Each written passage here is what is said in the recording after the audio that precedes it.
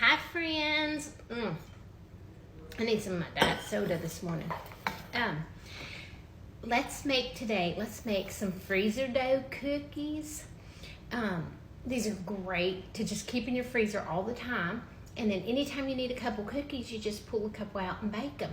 This is great if you got kids, if you got grandkids, and you've seen those packs of cookies you can buy at like Walmart or grocery store, and they're like little squares, and you pull them apart, and that's kind of what these are going to be like, only they're going to taste a whole lot better.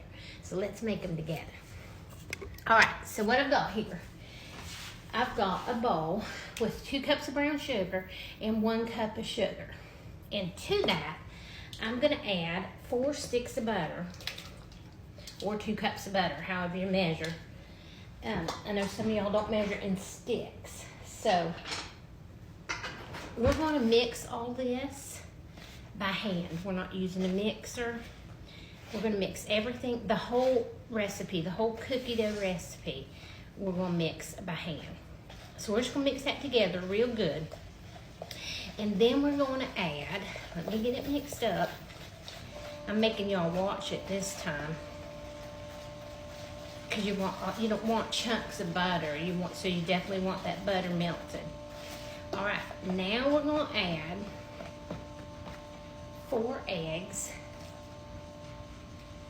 and a tablespoon, and yes, I said a tablespoon, not a teaspoon, a tablespoon of vanilla. And I'm gonna measure that with my heart, y'all. I got a big old heart. That was a big old tablespoon of vanilla. Better to measure that with my heart than my butt. I think my butt's bigger than my heart. Oh my gosh, what is wrong with me today? Okay, yeah, oh gosh, I'm a hot mess.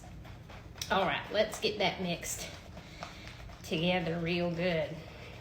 Okay, now I do have some little chunks of butter mixed in here that didn't quite melt, and it'll be okay. It doesn't even matter. We're going to say it doesn't even matter. I don't think it will. It's not enough to mess with. All right, I have 5 cups of all-purpose flour, 1 teaspoon of baking soda, 1 teaspoon of baking powder, 1 teaspoon of salt. We're just going to, I wonder if I need to go to my bigger bowl. I might need to. Let's do that. All right, I think I need to move to my bigger bowl. So I'm just going to add all of that flour and baking soda. And I probably shouldn't use the whisk for this. I'll go back to my spoon. And we're just going to mix all that together. Now, I'm not going to make you watch this because it's going to make me, it's going to take a couple minutes for me to get that all mixed together. Now, you want to get that mixed good just so you can't see any of the flour. Now, I've got 4 cups of chocolate chips, and I'm going to add those in. But here's where you could change this up, and you could do M&Ms, you could add sprinkles, you could add Heath, you could add chocolate chips and nuts, whatever you want to do. I am just doing chocolate chips because my grandkids, a chocolate chip cookie is about the only kind of cookie that they will eat. They will not even eat an M&M cookie, y'all. They are so picky about sweets. My granddaughter will not eat ice cream. She does not like any kind of ice cream. When I take them to the ice cream shop, because Jack, my grandson, he loves ice cream, she gets a cup of sprinkles. That's it. No ice cream, just some sprinkles. She will not eat ice cream. All right, so now what I've got here is I've got a pan, and I'm using a cookie sheet. And I'm just going to turn this out onto my cookie sheet. And we are going to just pat it out. Now, it's going to be sticky. It's cookie dough. So, let me get this all set out on my cookie sheet. Okay, so here's what we're looking at. Now, at this point, this is where I kind of like to score them, kind of cut them. Because we're going to put these in the freezer. And I just kind of want to know about how many I'm going to get. Which, it should be like more than 60. And y'all don't even have to watch me do that.